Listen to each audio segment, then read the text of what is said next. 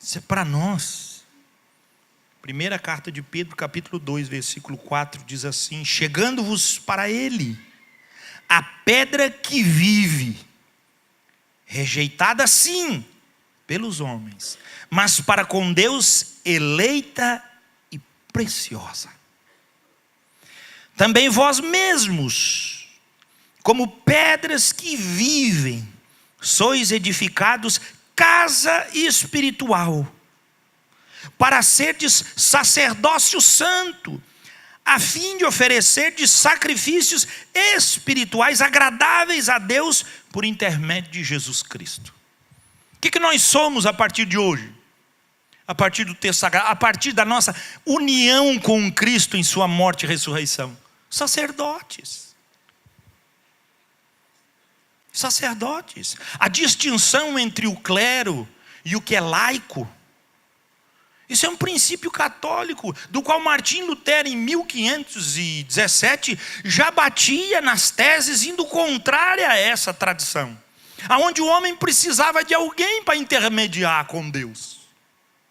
Mas como que a igreja, até aquele momento, aceitaria, pois tudo estava posto diante de um forjamento de poder, de domínio? Como que ia perder aqueles que tinham o poder de perdoar pecados? Mas Martim Lutero, quando coloca as suas 95 teses, ele declara com toda a autoridade que a palavra sim revela que o sacerdócio pertence a nós, as pedras vivas. É o texto que está dizendo. Aonde podemos oferecer agora sacrifício vivo. E distinguimos sim desde a reforma, porque o princípio católico dentro da Eucaristia é trazer o sacrifício de Cristo para todas as celebrações como uma necessidade de se repetir. Enquanto que o texto sagrado diz que Cristo morreu uma vez para sempre. Não há necessidade de nenhum sacerdócio. Não existe uma casta maior. Nada distingue alguém de outro no reino de Deus, porque em tudo somos um só, em Cristo Jesus. Mas quando dispomos o nosso coração a oferecer sacrifícios espirituais, a própria igreja induz aqueles que se dedicam em uma ação de entrega espiritual e os eleva à posição de espirituais. A própria igreja comete esse engano. A própria igreja elege os seus santos. A própria igreja elege aqueles a quem o coração deles crê na convicção de alguém que pode fazer um pouco mais daquilo que eu posso.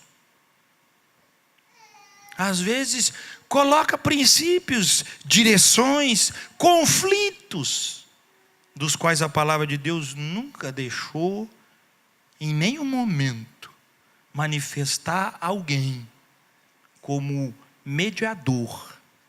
Antes, pelo contrário, a palavra diz que existe um só mediador entre Deus e os homens. E ele se chama Cristo Jesus, o homem, que está lá no céu, intercedendo por nós. E nós continuamos oferecendo para Deus os mesmos sacrifícios espirituais agradáveis a Ele, na demonstração de um culto que se chega. E aí o texto diz: chegando-vos, prosercomenoi. Sabe o que quer dizer isso aí? É chegar de uma vez para sempre. Você não chega e sai, você não chega e sai, você não chega e sai. Você chega e fica. A terminação no verbo grego desse chegando-vos é cada vez mais íntimo. E não num sentido de culto e afastamento. De culto e afastamento. É um culto contínuo. É um culto perfeito.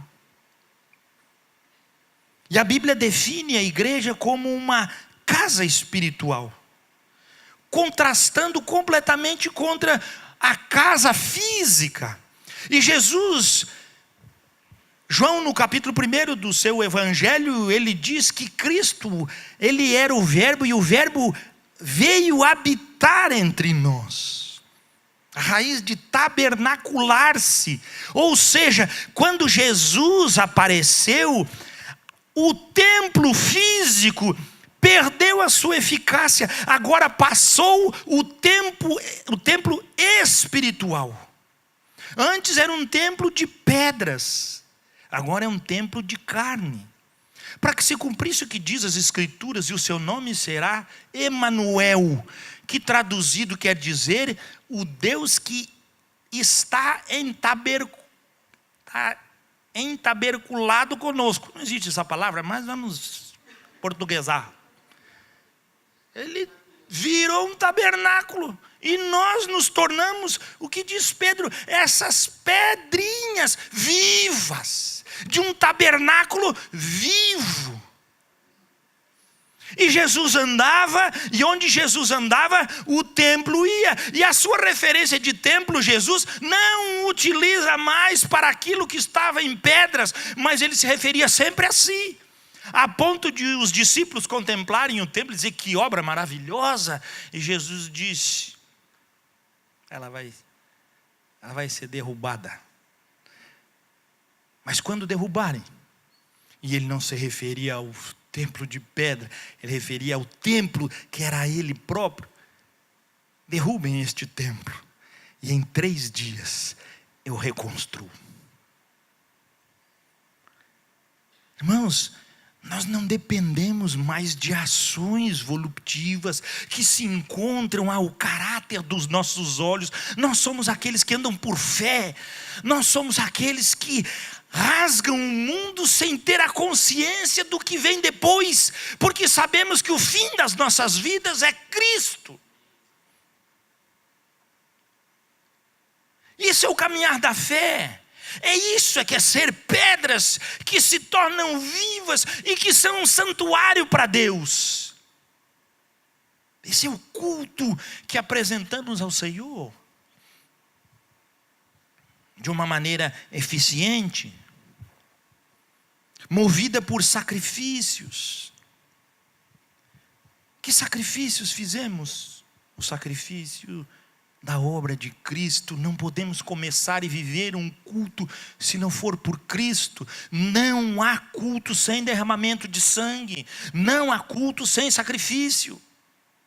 O que impede o nosso ser de sermos eternos adoradores em obras e atitudes é porque o nosso coração, ele precisa de um momento, ele precisa de orações profundas, ele precisa de muitos cânticos para nós termos o entendimento que estamos 24 horas expostos diante de Deus em um culto eterno. Porque é isso que a palavra de Deus nos afirma. E nos unimos para manifestar para os outros a nossa unidade de um templo vivo. Não mais um templo construído por mãos humanas, mas um templo construído pela reconstrução do corpo de Cristo. O mesmo corpo que foi completamente destruído na cruz, descendo ao pecado, sendo conduzido às regiões, diz a palavra do Senhor, inferiores. Porque ele levava em si todas as nossas mazelas. Mas ao 3º dia, ele nasce de novo. Reconstruído está. E nós não andamos mais na percepção do que foi. Nós agora andamos na percepção da glória daquele que é o Cristo de carne e ossos. Quando conseguimos entender a simplicidade, mas a profundidade do reino de Deus, conseguimos então, pelo meio da fé, valorizar coisas eternas que se constrói com manifestação de coisas eternas. Pela fé, Pela fé caminhamos. Pela fé rompemos barreiras. Pela fé podemos andar. Pela fé rompemos grilhões. Pela fé arrebentamos muralhas. Pela fé somos chamados a dar o bom testemunho das boas novas. Pela fé. Se não for pra te servir, quem sou eu?